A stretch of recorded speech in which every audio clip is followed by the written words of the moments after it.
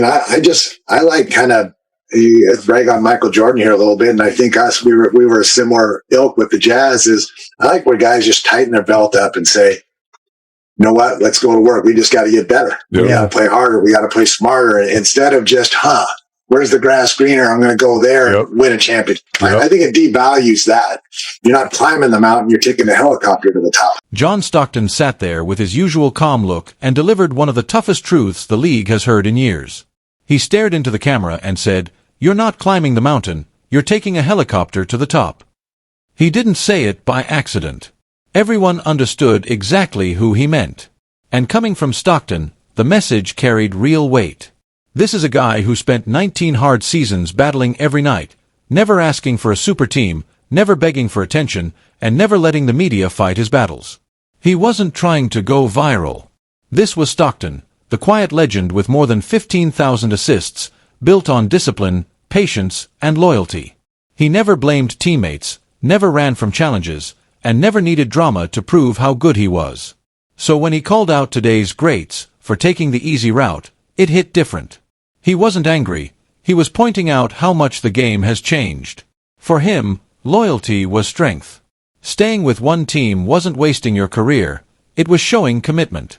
It meant you fought for your franchise, even when things went bad. That mindset is rare now. And that's exactly why Stockton's comment shook the basketball world the way it did. In a free fall. I think the Bronny thing started the free fall. I think people around the league are looking like, yeah, you're LeBron, but you're not 27-year-old LeBron. You're not even 34-year-old LeBron. Like, you're an old man now who's dictating and destroying the Lakers because you want your son to play. Stockton's comment didn't just spark conversation. It struck at the heart of how the modern game works.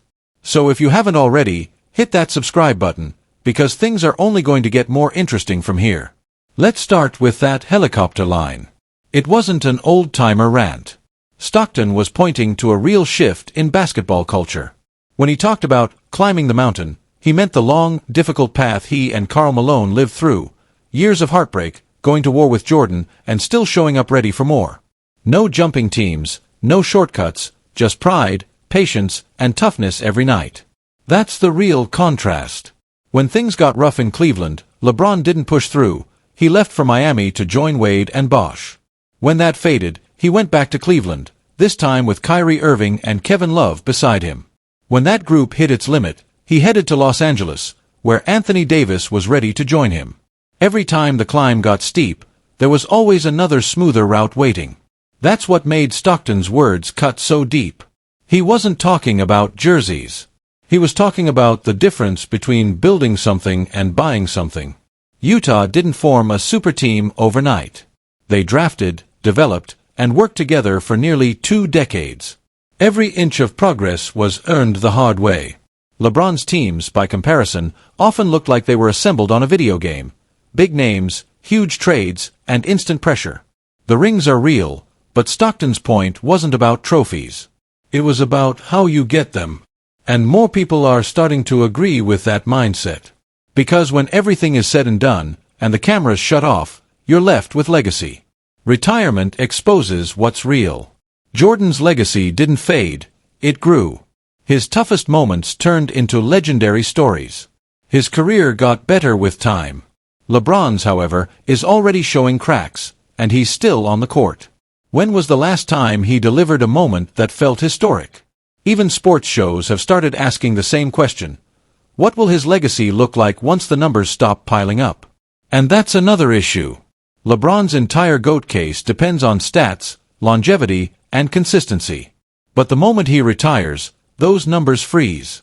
When they freeze, people start comparing with fresh eyes. 21 seasons look impressive, until you realize some of them were spent coasting. The scoring record is huge, until you remember it took more games than anyone else ever needed. And then there's the super team era, which time is only making more obvious. But Stockton's point goes even deeper. It's part of a bigger problem fans have started calling the authenticity issue. Stockton represents something rare now, a career built on loyalty and grit. LeBron has become the face of the modern, media-driven superstar. Stockton stayed in Utah for 19 straight years with no attention, no Hollywood appeal, no shortcuts. He could have demanded a trade like today's stars do. He didn't. LeBron's path looks completely different. So many of his moves felt engineered, from The Decision, which played like a TV special, to his return to Cleveland, which felt more like a PR moment than a homecoming. Even his social media posts look like they pass through a marketing team. That polish is exactly what fans are tired of. One radio host said players and media are finally speaking up because they sense what feels genuine and what doesn't. Stockton's approach was pure competition. LeBron's often comes across as brand management. And here's the biggest red flag, the Bronny situation. It shows everything Stockton was warning about. The Lakers didn't draft Bronny because he was a top talent. They drafted him because they were afraid of losing LeBron. Instead of letting his son earn his spot step by step, LeBron pushed him straight into the NBA spotlight. That's not development, that's influence. And many fans see it as putting personal legacy before the team's future. Then there's Clutch Sports, the network behind many of LeBron's moves. Most people don't realize how much power it holds. It represents stars, shapes narratives, and has influence throughout the league. When LeBron wants something, he doesn't just ask. He activates the machine. And that's part of why Stockton's simple message hit everyone so hard. Stockton played the game. LeBron has learned how to run the game. But power has a downside. Every time LeBron made a business-first move, his basketball authenticity took a hit.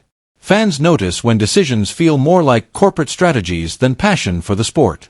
Stockton never worried about any of that. He cared only about winning the right way.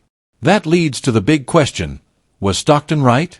Will LeBron's legacy shrink over time while Jordan's and Kobe's continue to grow? All signs point to yes. Fans today want something real.